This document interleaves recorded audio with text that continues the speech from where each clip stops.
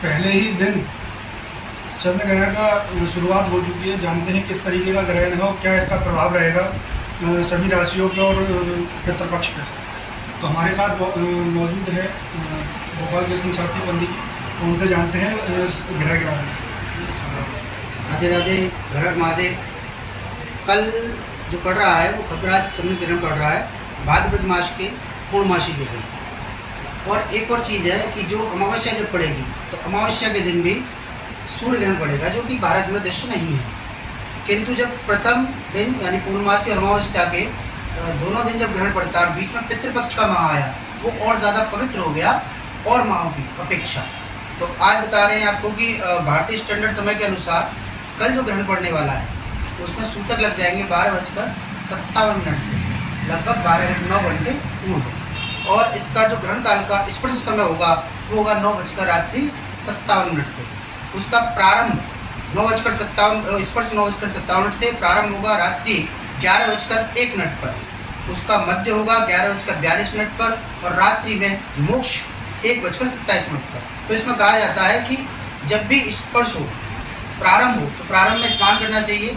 स्पर्श और मध्य काल में जप आदि कर सकते हैं, भगवान का कोई पाठ कर सकते हैं या आपके गुरु का जो जप है वो कर सकते हैं। एक बात और की जाती है ग्रहण के अनुसार, ग्रहण काल में जब भी कोई व्यक्ति अपना जप करता है तो वो जप जो है किसके समान हो जाता है?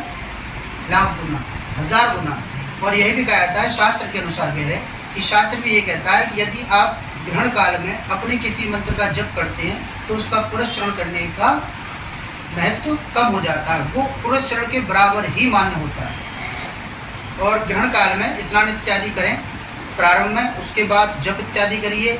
जब मोक्ष का समय आता है उस समय पर श्राद्ध, तर्पण इत्यादि कर सकते हैं। अंत में स्नान से पहले दान, ब्राह्मणों के निमित्त भोजन का दान कर सकते हैं। उसके बाद स्नान कर कर अपने नित्य क्रिया से पूजा पाठ करें। और सूतक मैंने आपको बता ही दिया। ग्रहण काल में और मोक्ष की प्राप्ति के लिए पितरों के लिए विशेष जो पड़ रहा है उसमें क्या करेंगे? अब भोजन तो नहीं कर सकते कोई ब्राह्मण देवता पितृ का ग्रहण काल में, तो उनके निमित्त अन्न का दान आप पहले से करके रख दीजिए संकल्प, और जब ग्रहण काल खत्म हो जाए अगले दिन वो सारा दान किसी ब्राह्मण को दे दीजिए। उसके जिसके जो पितृ जिनके पहले दिन पढ़ रहे हैं, दूसरे दिन पढ़ रहे हैं, वो लोग किस तरीके से जी जिनका श्राद्ध मान लीजिए पूर्णमासी दिन पड़ रहा है, वो लोग जैसे कहते हैं अगर आप किसी ब्राह्मण को भोजन कराएं अपने यहाँ श्राद्ध के लिए तो लगभग 11 साढ़े 11 बजे से लेकर 12:30 के बीच कराएं, क्योंकि वो जो मध्य समय है वो पितरों के निमित्त का ही है। और भी 2 बजे तक मानते हैं हम लोग। और अभी ग्रहण पड़ रहा है और सूतक भी लग जाएंगे 12:57 से। तो क्या करना है कि 11:30 से 12:30 तक आप पितरों के निमित्त जो भोजन करा रहे हैं आप ब्राह्मणों के, जो भी दान धर्म कर रहे हैं वो कर सकते हैं। एक बात और कहेंगे कि ग्रहण काल में जो तेल से पदार्थ से या घी से या सरसों के तेल से जो सामग्री बनती है उसका दोष नहीं लगता।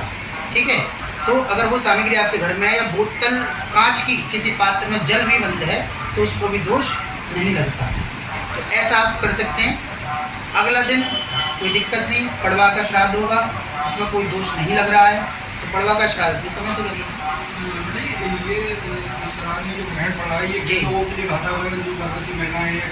हाँ, ऐसा कहा जाता है कि जैसे ग्रहण काल में जो बच्चे शिशु होते हैं और जो वृद्ध व्यक्ति हैं या किसी चीज़ से पीड़ित हैं और एक गर्भवती स्त्री, उसके खान पीन के लिए कोई आवश्यक इसको दोष नहीं मानते, वो खा सकते हैं। लेकिन ऐसा नहीं कि पूरे समय किसी चीज़ से काटना नहीं है चीज़ों को, खासकर चाकू इत्यादि ना अपने पास रखा जाए।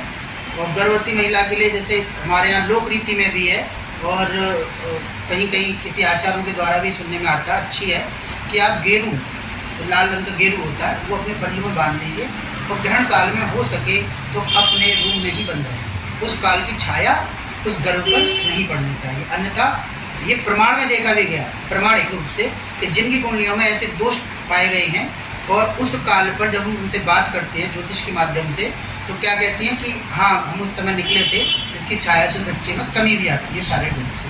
ठीक है, तो स्त्रियां बाहर ना निकलें, अंदर बैठें, भगवान की जो भी उनकी मन में ऐसे भाव हो, श्रद्धा हो, जिसको वो मानती हो, उनका जप कर सकती हैं, उनका नाम जप कर सकती हैं, या सबसे अच्छा है राम रक्षा स्तोत्र का पाठ कर सकती हैं। ठीक है। जिससे गर्भ को स्वयं को किसी प्रकार का दोष ना हो।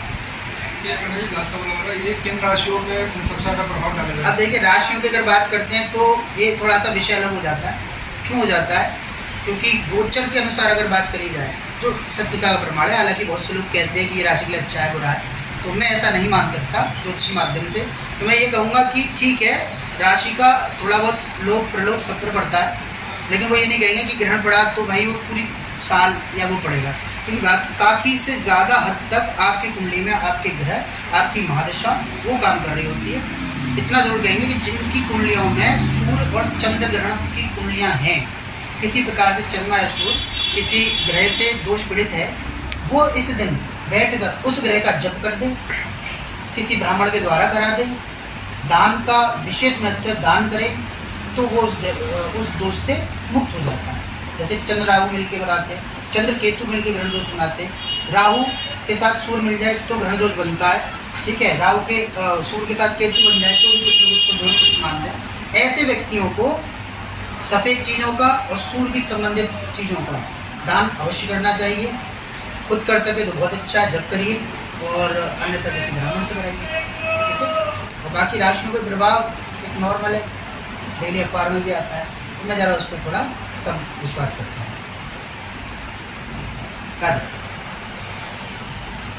ये हमारे साथ थे ज्योतिष आचार्य गोपाल कृष्ण शास्त्री जी। मैं अपने सहयोगी मनोज कुमार के साथ प्रतापपुर न्यूज़ से अजय प्रताप।